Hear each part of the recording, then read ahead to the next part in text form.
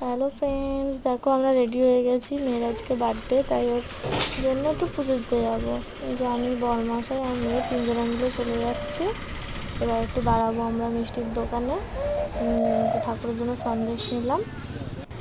এবার মন্দিরে চলে এসেছি, মন্দিরে এসে গেছি, পুজো দেবো। এবার আমরা তিনজনা যাচ্ছি। মেয়েকে বসিয়ে রেখেছি, ওর বাবা গেছে ধূপকাঠি, ফুল, মোমবাতি আনতে। দেখো আমার গলাটা একটু বসা বসা মনে হচ্ছে, কিন্তু শরীরটা খুব খারাপ, তাই জন্য আমাকে দেখে এরকম মনে হচ্ছে, খুবই ক্লান্ত।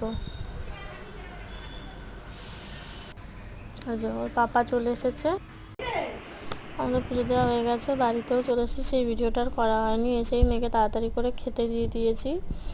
দেখো 5 রকমের ভাজা আছে, মাছ, দই কাতলা আছে, চিংড়ি মাছের মালাইকারি আছে, মাছের মাথা দিয়ে ডাল, শাক ভাজা, চাটনি, পাঁপড়, মিষ্টি, পায়েস।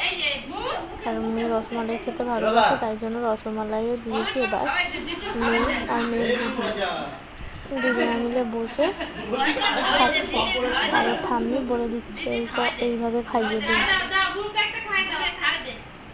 আর আমার মেয়ে ভাতগুলো নিয়ে ছড়াচ্ছে, ভেঙে তুলেও ফেলে দিচ্ছে সব।